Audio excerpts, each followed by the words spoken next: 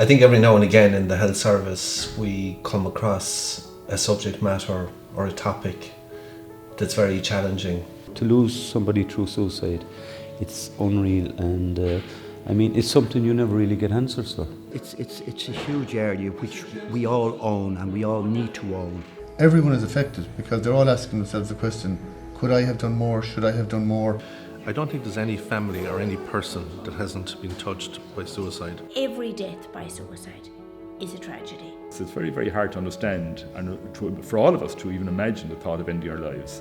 And yet at the same time, there's another part of us that sometimes are able to say, do you know something, I can understand why somebody at times can feel, because I can feel like that. I can feel really low, really down, really fed up. I just would say talk about my brother for a minute, God rest his soul. He just went away for a walk one evening and he didn't come back, and we found him the following day at 2:00. So that was really devastating, you know.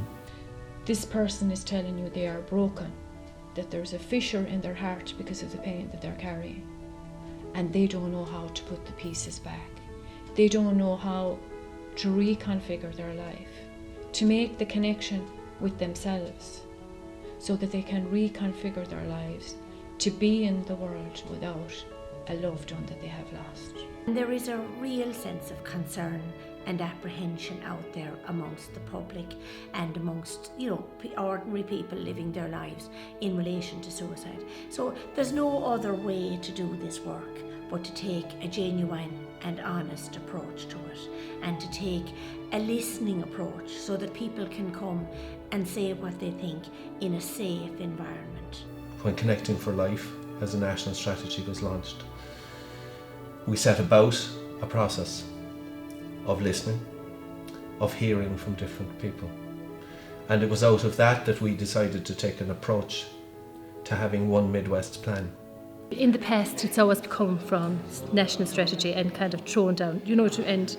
Whereas I think this is a better, where in the sense that there's national strategy, but now they have said, okay, take it down to your own areas and make it work. And what strikes me most about the strategy, and what I'm really enthusiastic about from day one, was the fact that it's called Connecting for Life. And I don't know who inspired that title, but that title is actually hitting the nail on the head, because all of the work I've ever done on suicide prevention has been around making connection with young people.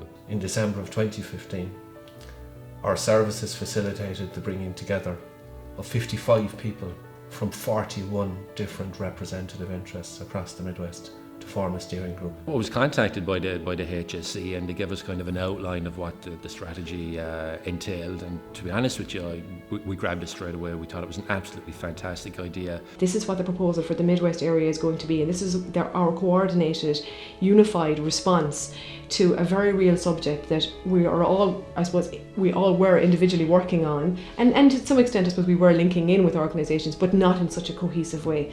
It was a no-brainer for us, I was at steering group meetings, and from minute one, the enthusiasm of a variety of agencies, from UL to the frontline services like the Samaritans to HSE, the enthusiasm was palpable from the start. Well, listening is the basis of all our approach. And it's not just listening to facts, it's listening to the feelings, listening to the emotions. Listening is the beginning of any kind of journey, or any process for change has to be listening. How could you pretend to know what is needed or what's required if you don't actually listen to people? And you must hear what it is they're saying. The benefit of the process allowed a lot of organisations and agencies and stakeholders to contribute to a real action plan that they believed was necessary, that they believed they could deliver on, rather than just telling others what they might do. I suppose in terms of the focus groups, the main thing is that we couldn't have done it without the partners. We needed to identify 30 facilitators. They needed to be trained up very quickly. They delivered 59 focus groups as a result. And the difference with the focus groups is that it brought the issue alive. I think one of the most impressive things about Connecting for Life here was the consultative process. It wasn't a case of expecting someone else to come in and to, take the reins. Everyone had their piece of the jigsaw to put together. We're always trying to make links and always trying to be involved in, I suppose, work that is pivotal or integral to an overall bigger plan. We would, I suppose, pride ourselves on building relationships with the groups we work in and maintaining those relationships. It's not in for a 6-week block and then that's our work done. We were far more than just keen to be involved in it and to actually be able to work with other organisations, to partner with other organisations and to see what we could do to help those in the Midwest that are in greatest need. I'm a civilian. We're all civilians. And unless we own a problem together, it won't be effectively dealt with. To have so many people, like organisations like voluntary, non-voluntary, to come forward and try and put something in place for this and to have a target goal and want to do something about this, not just so they can save face and not just so they can look good for the media's point of view, but so they actually want to do better. I think it's absolutely great. And I think it's when the public, when they see people willing to work together, you know, it opens up the possibilities. God, maybe things can be different. It became everybody's business. That gives the greatest possible chance of real ownership of that plan. It is a problem that society owns, and when society owns a problem, the likelihood of it dealing with it more effectively is dramatically increased. And over 1,500 people living in the Midwest completed the public survey, both online and on paper.